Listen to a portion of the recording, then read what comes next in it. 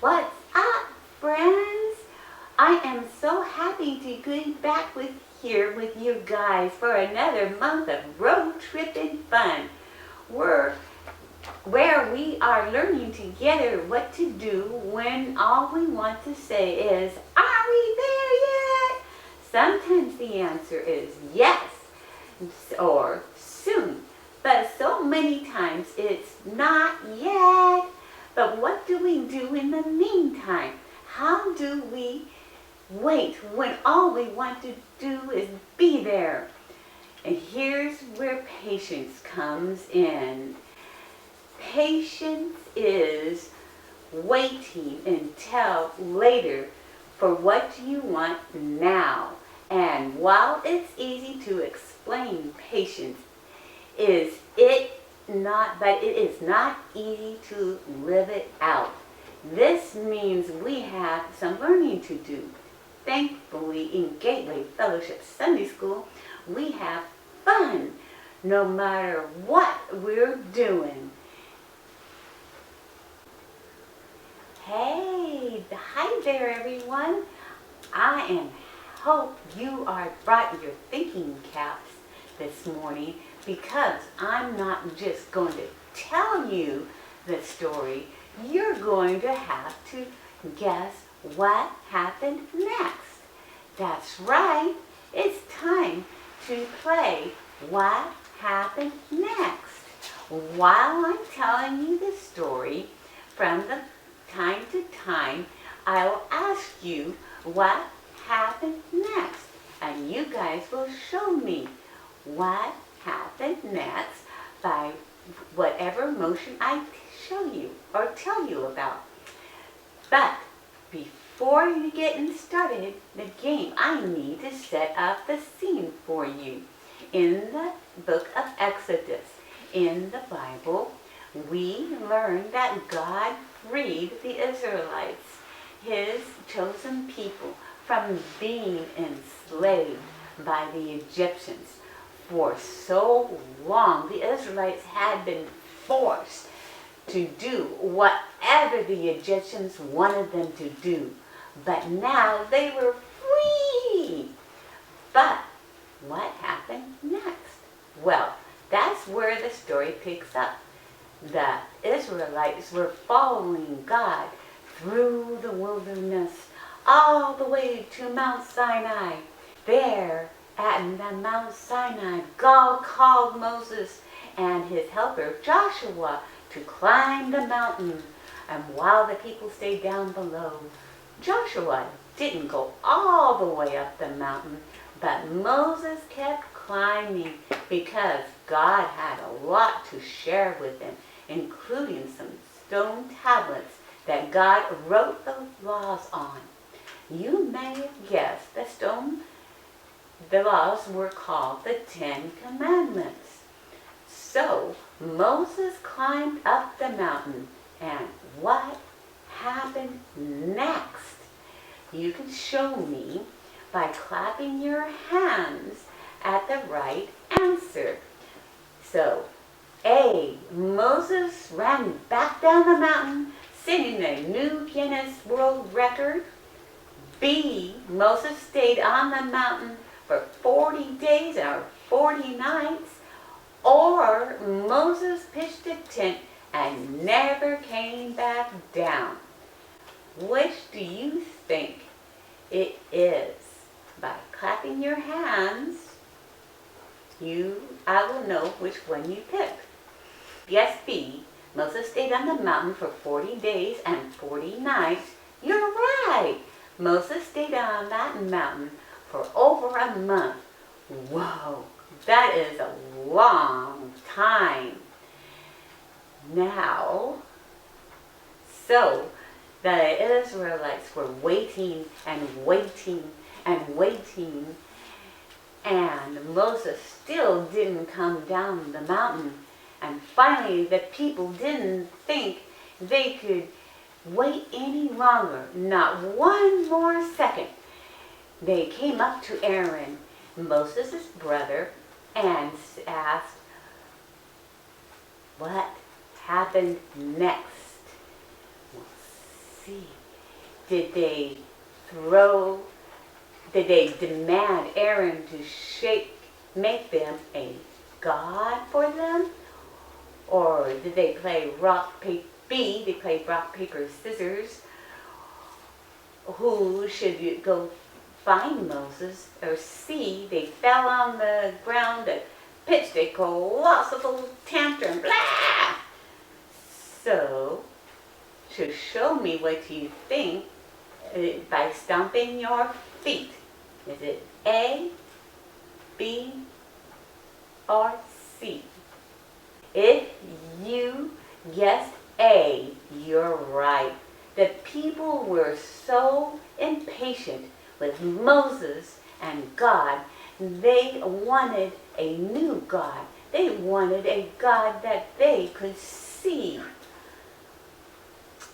But surely Aaron wouldn't go for it, right? I mean, he was Moses' brother, his right-hand man. So there's no way he would turn his back on his brother or his God. What do you think? What happened next? A, Aaron told the people to hold their horses. Or B, Aaron shouted, "Look, squirrel," and ran the other way. Or C, Aaron gave in and went along with the people's plan. This time, which one do you think it is? Pat your knees to show me the right answer. Is it A, B, or C? Everyone who chose C, well, unfortunately, you're right. Instead of reminding the Israelites how God had already rescued them from slavery and taken care of them as they journeyed through the wilderness, Aaron went right along with the Israelites' plan. And let's see exactly what Aaron did. In Exodus 32, 2-3, Aaron answered them and said, "Take off your gold earrings off your wives, your sons, and your daughters, and bring them to me." So all the people took off their earrings. They brought them to Aaron, and he took what they gave him, and he made it into a statue of gold, a god. And it looked like a calf, and he shaped it with a tool. So now the people had this gold calf made out of gold earrings. You may be wondering what they wanted to do, why they wanted to do that. Well, let's find out what happened next. Was it A, they slept in the next day and rested easy, knowing that God had a plan? Or B, they woke up early the next day and worshiped the golden calf? Or C, they made an entire farmstead of animals out of gold? Which do you think it is? This time, pat yourself on the head after the correct answer. Is it A? Is it B? Or is it C? Sadly, if you guessed B, you're correct. The next day, the people did wake up early, and they brought their offerings and sacrifices to the calf, and made out their own jewelry. They all danced wildly in front of the new God. Meanwhile, God saw what his people were doing, and he was angry. He told Moses what the people were doing, and Moses got angry too. He started down the mountain where he met Joshua, and Joshua heard the sounds from the people, and he could only imagine that the people had somehow been under attack. But Moses knew that wasn't the case, and closer they got, and louder it got too. And Moses, no doubt, was getting angrier and angrier. And so, what happened next? Moses threw down the tablets with the 10 Commandments and broke them. Moses burned the golden calf, ground it into a powder, and sprinkled it on the water, and made the people drink it, or see, all above. What do you think? Okay, everyone stand up. When I get to the right answer, do you think that is correct? I want you to sit down. Ready?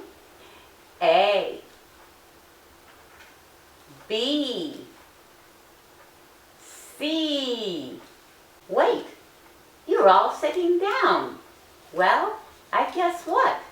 All of you are right. All of those things happen. Kind of crazy, right? But it's true. Let's read what happened in Exodus 32:19-20. As Moses approached the camp, he saw the calf.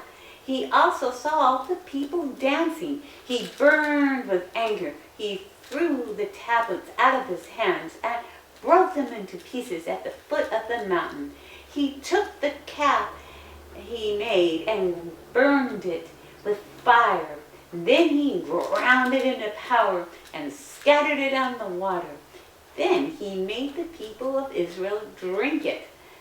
Ooh, pretty gross, huh? Instead of remembering that all that God had done for them, and how Moses promised to return to the Israelites, they had been grown tired of waiting and took matters into their own hands, and they had some pretty severe consequences. Here's the thing. God just didn't provide for the Israelites. He provides for you and me too. He is the one who has taken care of all our needs, and He will keep taking care of us. All we have to remember is what we can trust God no matter what.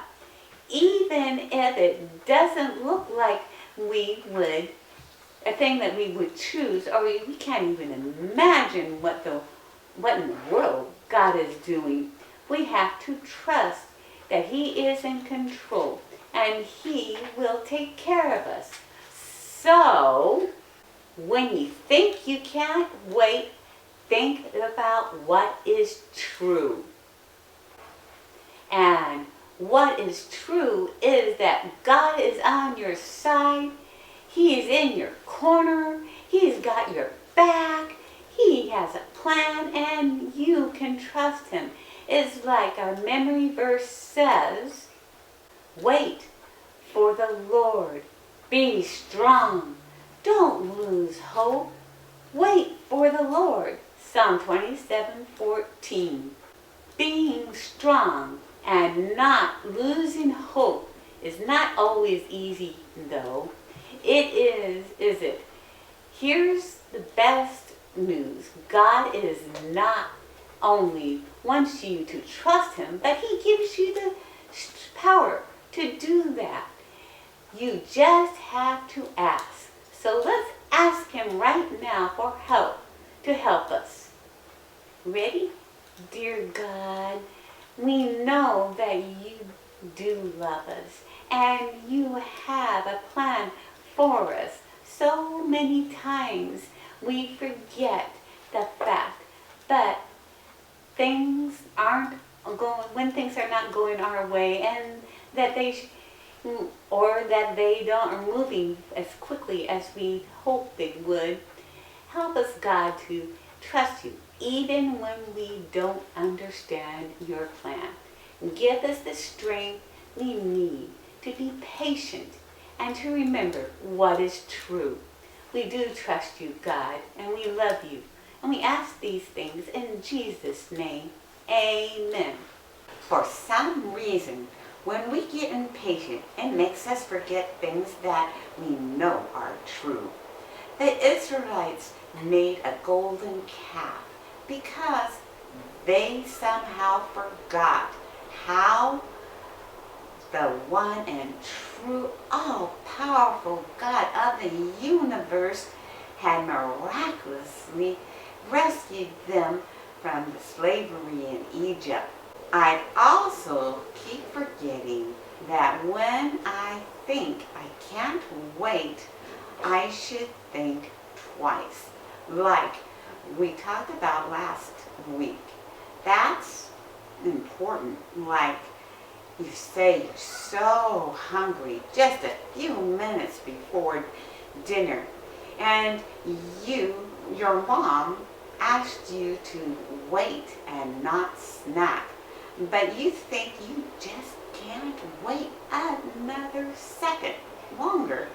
You think, I'm starving, even though you know you're not really starving, and dinner is just a few minutes away, but you don't take time to think twice. And instead, you eat something before you know it. You don't have any more room in your stomach left for dinner. And you think and if you know you can't eat dinner, you definitely can't get dessert, which is a real bummer.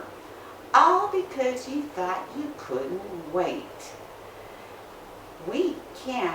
What can we do about that? Well, try this. When you're feeling impatient about something, when you're tired of waiting for things to turn out the way you think they should, before you take matters into your own hands, stop and think for a second. Think about what you know is true. What I know is true, that God is big and strong and loves me, and I know He is in control, even when it looks like I'm lost and completely alone. Even when I'm afraid, God is with me. I know this is true. Here's the one thing we can remember today. When you think you can't wait, don't forget what is true. Can you say that with me? When you think you can't wait, don't forget what is true. And let's try to help each other remember that too. We can encourage each other with the things we know that are true about God. And we can pray for each other to have patience. After all, we're all together on this road trip of life.